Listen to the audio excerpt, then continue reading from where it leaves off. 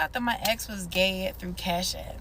And before I get into how I even got down to the whole Cash App thing, I want to start with giving you guys a backstory on just him as an individual and why I had suspicions of him being gay from the beginning.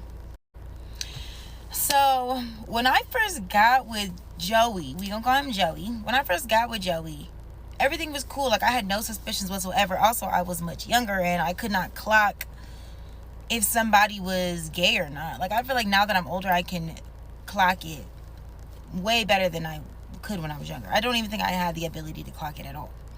So anyways, we were together or whatever, and he would do certain things that at the time I didn't think was gay, but now that I'm older, I'm like, that's so like sassy. So he would talk about all of his friends. He was gossiping about everybody. He always compared himself to everybody. It was like he wanted to be the baddest bitch in the room at all times. He would even compete with me. Like, it was very weird. And so moving forward, we ended up breaking up like 2 years in. And I started hanging out more. Like, when I was with him, I wasn't going out. I just disconnected from my friends. So anyways, I had broke up with him after 2 years, and I had reconnected with one of my high school friends. And I did have suspicions of him being gay towards the end. And that was just because of how sassy he was with the gossiping and da-da-da-da and the competition. So I was like, I had these suspicions. So I had talked to my friend. We can call her Ray. So I was sitting down talking to my friend Ray, and I was like, Ray, I have suspicions of him like being gay. And Ray is going to look at me and she's going to be like, you don't remember, like, there was a whole rumor that he had in college about him getting some top from this guy in college, this openly gay man in college. I'm like, no, I did not know that. And why didn't you ever tell me? I know we disconnected from each other, but when I first got with Joey, she did not say anything about him. I'm ashy, hold on. She didn't say anything about that rumor from college. So I'm like, okay, girl, so you saw me with this guy knowing that there was this rumor. So anyways, she ended up telling me the story about how in college there was this openly gay guy, and his name was Peaches, and that was his true name.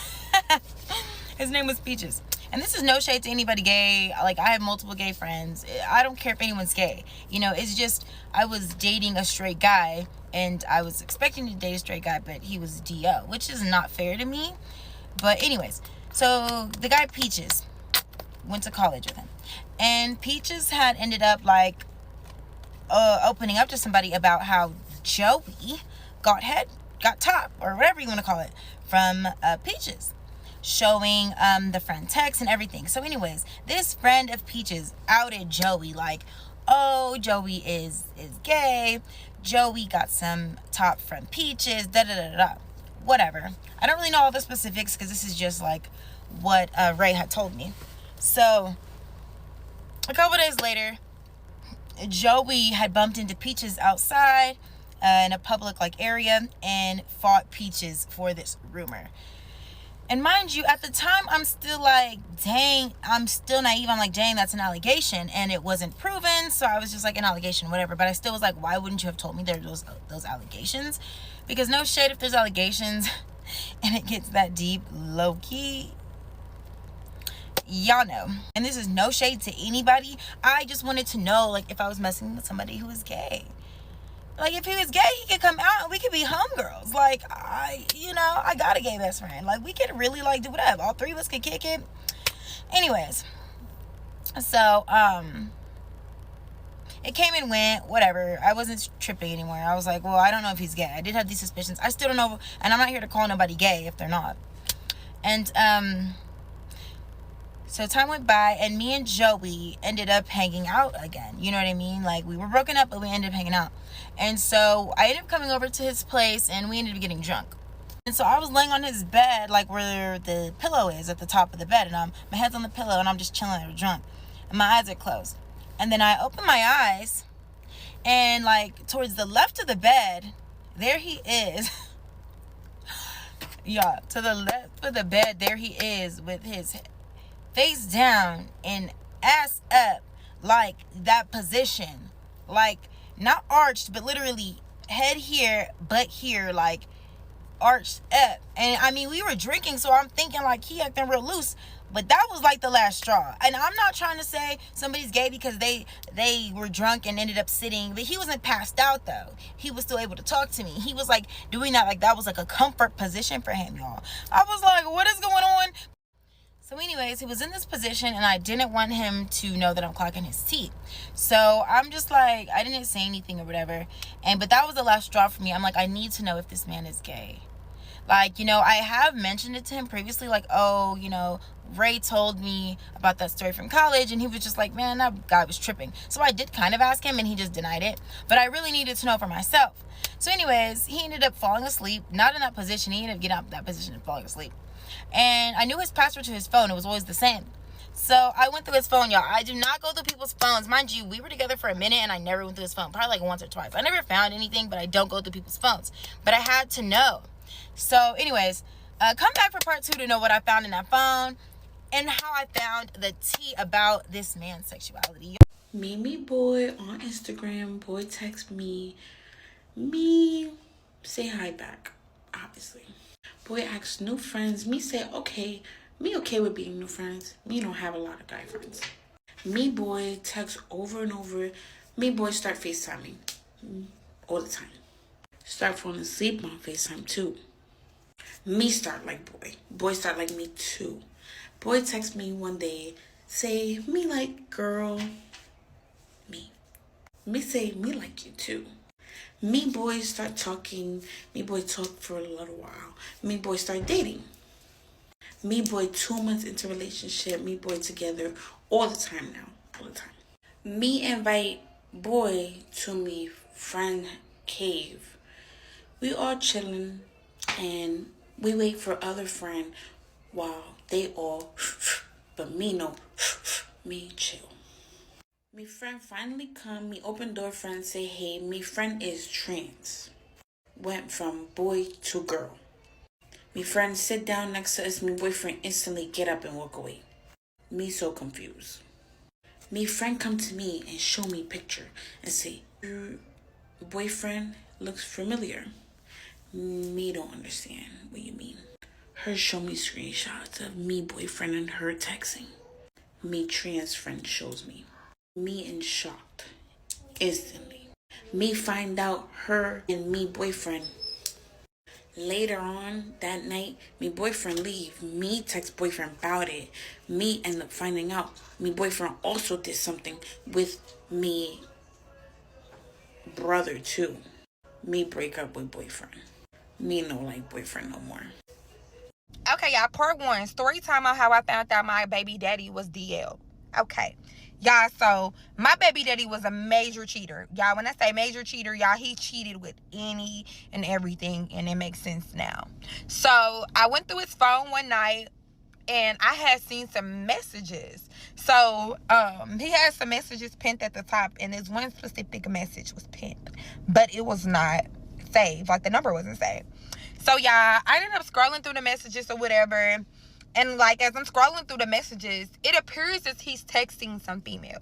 So, I'm still looking through the messages and stuff. So, I came across a message that was like, did you like, what we did? They had, y'all gonna have to wait the part 2 because it gets good. He's asking him, did he like it? And he's telling him yes. How I ended up married to a DL man, part 1. Now, before I get into the story, I just want to say the purpose of the story is in no way, shape, or form to paint myself as a victim, because there are going to be many moments in the story where I was a goofy, and it's going to be obvious that I was a goofy and delusional. So before I get into the story, I'm going to give you a little history so you can keep up with the story currently, because there are going to be little intricate details that require me to tell the past history so you can understand the present. First off, like many people in the world, I come from a broken home. I always say I had 2 parents that had addictions. My mom, after giving birth to me, had serious postpartum depression, and it was the 80s.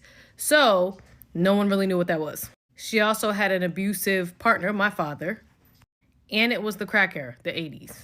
So that spawned into a crack addiction, which turned into bipolar depression and schizophrenia. And because of that, Because of all of those things, she abandoned me when I was between 1 and 2. My dad had a poom poom addiction. He put poom poom above all else up until the day he died, which was in 2021. Before me, before anything, poom poom has always been or was always his number one priority.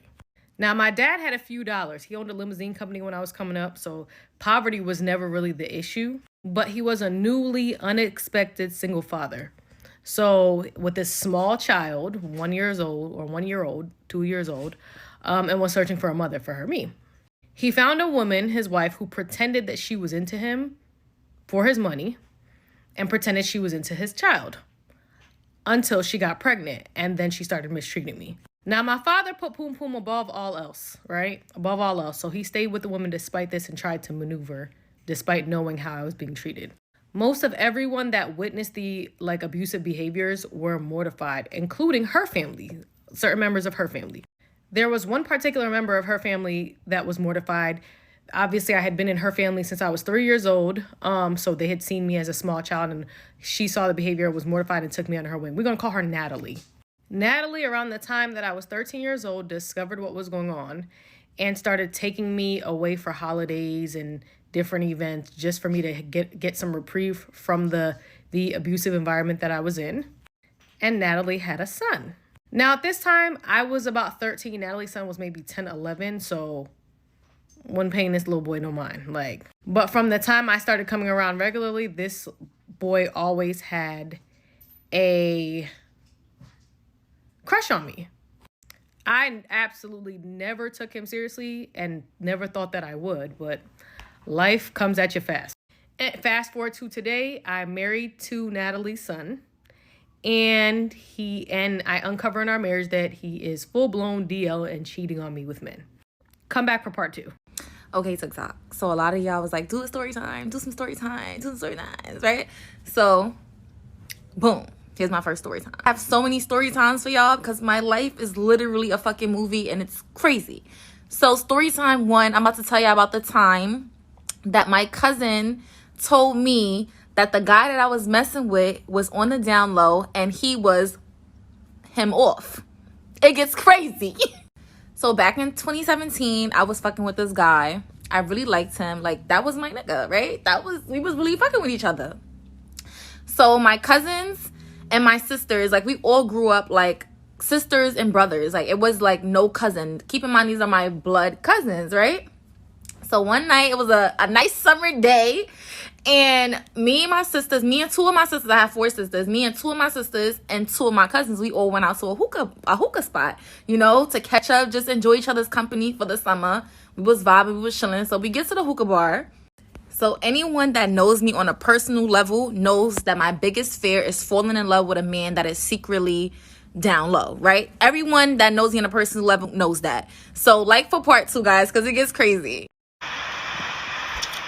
This is ridiculous, y'all. So I went on my husband's HAF portal, which is AIDS Health Foundation. I got his last test results.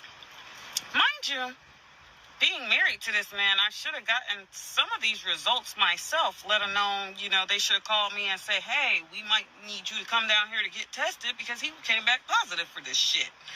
But yet, no. On his paperwork, it says single. So because of that, they don't have to notify anybody. I am so pissed right now. Mind you, we go to the same doctor. We have the same last name. We go to the doctor all the time together. So for them to write him up as single, it just pisses me off. It just lets me know, one, he's the one who put it single.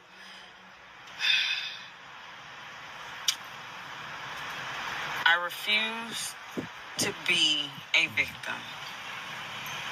You're not going to walk around here with HIV, herpes, and syphilis and be giving it to people, let alone me. I am so pissed right now. He better be glad I can't talk to him, contact him, or nothing at this moment, because it doesn't make any sense for somebody to really want to hurt somebody, but yet you love me. I ain't even checked your status. Thank God you're considered undetectable right now. One less thing to worry about.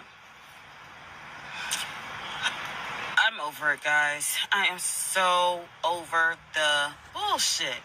Come on. Care about yourself, man. And I'm looking at the medications, and I'm like, he's got oral thrush right now. This opportunistic diseases and crazy shit. Which means you're going into the stage of AIDS. AIDS, man. You don't care. Don't care. Don't care about me. Care about the family we've built. The children who love you.